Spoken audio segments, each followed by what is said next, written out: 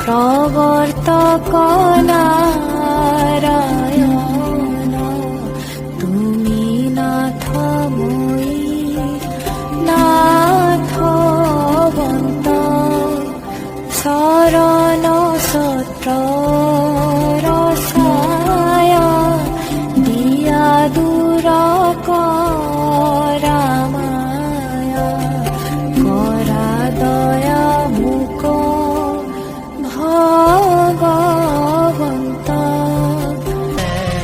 নিশায় বিনালে রাতি কুয়া বলে কিমান গাঁৱৰে গাঁৱৰে এধাৰে সিপাৰে জেউতি লুকালে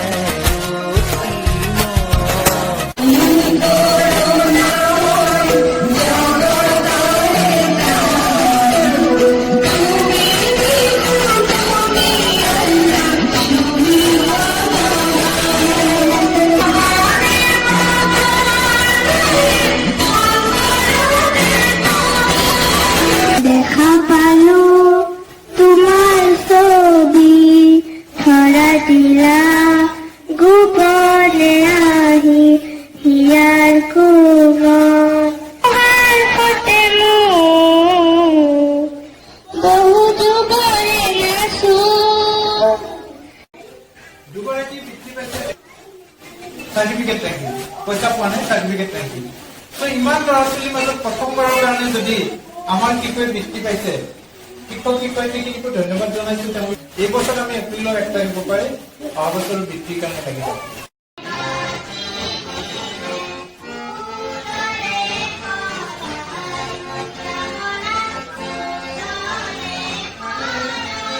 তুমি ডাঙৰ হৈ শিক্ষয়িত্ৰী হ'বগে বিচৰা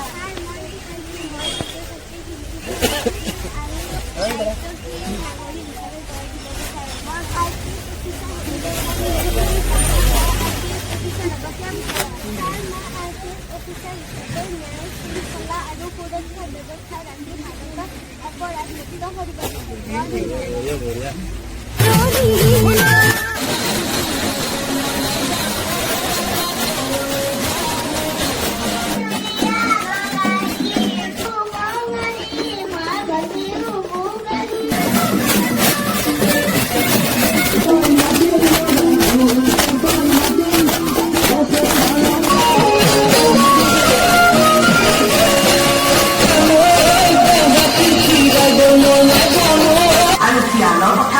বুঢ়াই কলে বাৰু দীপক ঠিকেই কৈছ যেন লাগিছে তেতিয়াহ'লে মই কচুখিনি সিজাই লওঁগৈ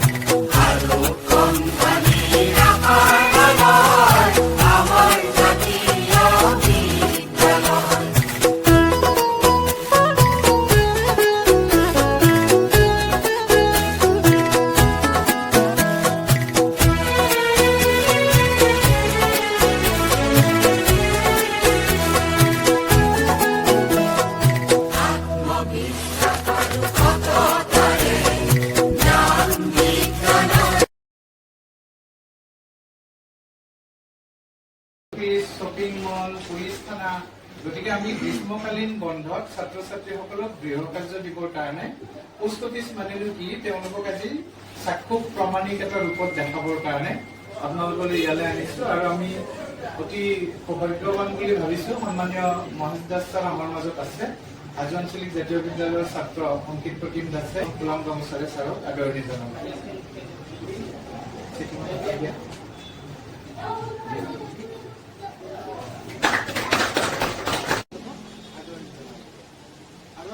লাগিছে আৰু যি কি নহওক বাৰু এটা পদক্ষেপ লোৱাৰ কাৰণে মই দাদাক ধন্যবাদ জনাইছোঁ আৰু সমূহ ছাত্ৰ ছাত্ৰীসকলক উজ্জ্বল ভৱিষ্যত কামনা কৰি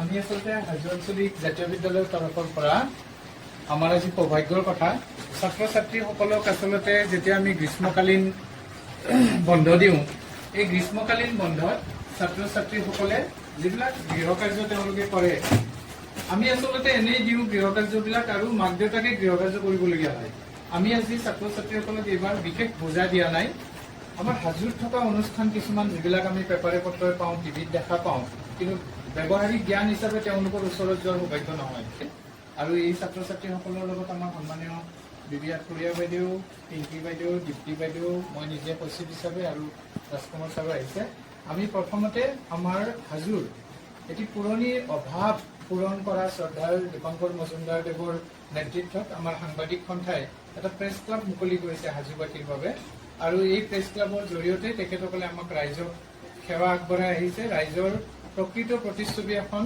দেশ তথা ৰাজ্যৰ সকলো লোকৰ ওচৰলৈ নিবৰ কাৰণে সক্ষম হৈছে এই চেগতে মই ব্যক্তিগতভাৱে আৰু হাজো আঞ্চলিক জাতীয় বিদ্যালয়ৰ তৰফৰ পৰা তেখেতসকলক আটাইকে ধন্যবাদ জ্ঞাপন কৰিছোঁ আৰু লগে লগে এখন ফুলাম গামোচাৰে তেখেতক মৰম দিছে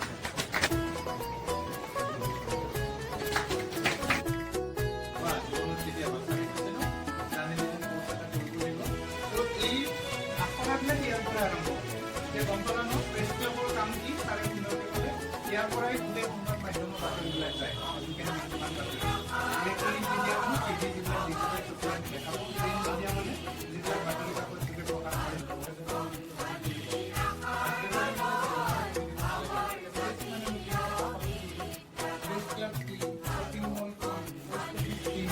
পুলিচ ষ্টেচন কি চাকৰি পঞ্চায়ত ব্যৱস্থা কি এইখিনি এইবাৰ আমাৰ গ্ৰীষ্মকালীন বন্ধৰ বিষয় যে নহওক তোমালোকৰ সন্মুখত আমাৰ সন্মানীয় ছাৰ ভৱানন্দ আঠবৰীয়া ছাৰ ফুলাম গামোচাৰে এইবিলাক প্ৰস্তুত কৰা হয় ঠিক আছে ইয়াতে তাৰমানে ইয়াতে বনোৱা হয় ইয়াতে পেইণ্টিং কৰা হয় আগতে মানে এইবোৰ লিখাই ক'ত কৰা হয় এইবোৰ কম্পিউটাৰত কৰা আগতে কম্পিউটাৰত কৰিব লাগিব তাৰপিছতে painting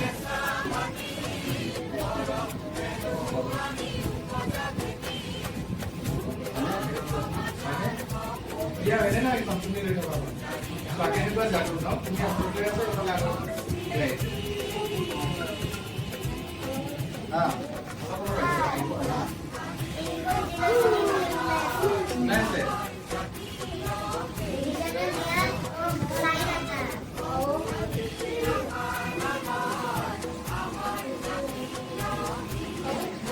Ini nak je, dia ini nak.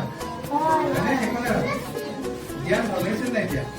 দেখিলা তাৰমানে ইয়াতে টেক্সটবিলাক এনেকৈ প্ৰিণ্ট কৰা হয়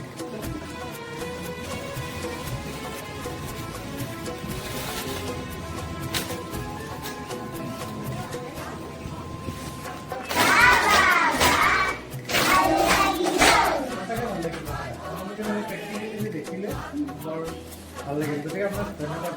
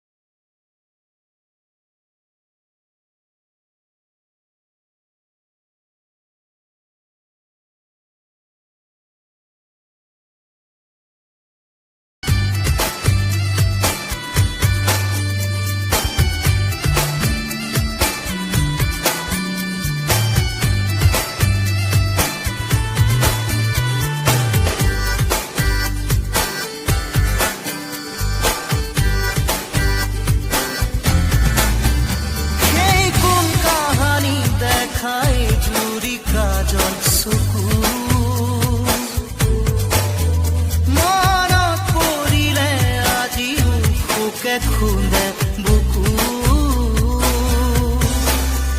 কৃষ্ণ চূড়াৰ তলত স্কুলৰ দুপৰীয়া ক্লাছৰ ফাকে ফাকে কতনো মাল কথা লুটিয়াই চাৰে জীৱনী পাওঁ মাথো ৰুমাল ৰুমাল ৰুমাল ৰুমাল এখন ৰঙা ৰুমাল ৰুমাল ৰুমাল ৰুমাল ৰুমাল আজিৰ এটা ৰুমাল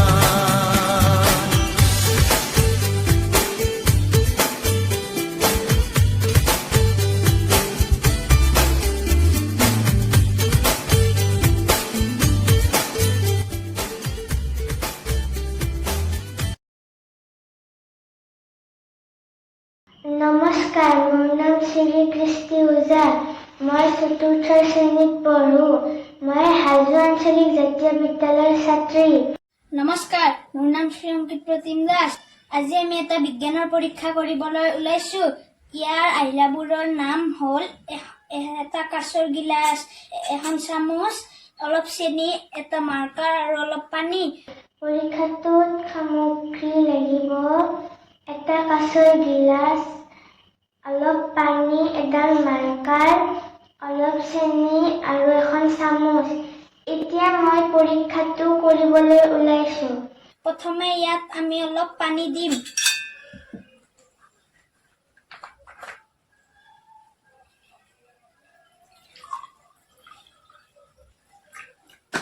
প্ৰথমে আমি পানীখিনিত মাৰ্কাৰেৰে চিন দিম।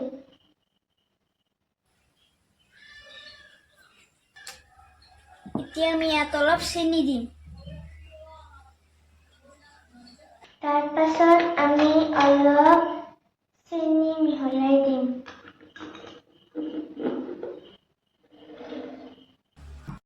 এতিয়া চেনিখিনি আমি চামুচেৰে লৰাই দিম।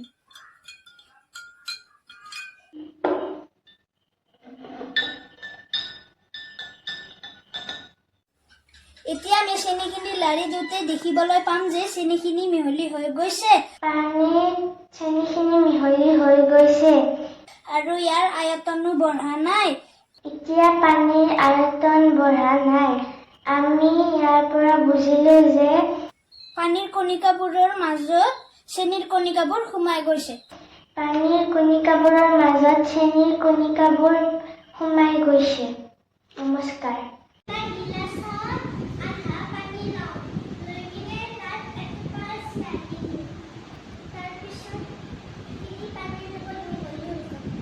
অংকু কোৱা অনবৰতে গতি কৰি থাকে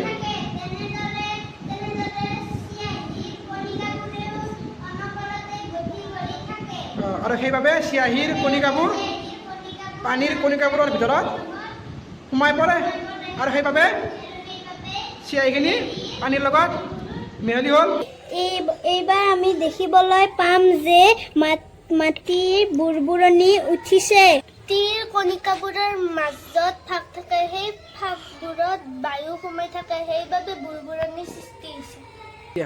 প্ৰথমতে আমি এটা গিলাচ ল'ম, তাত আমি পানী দিম।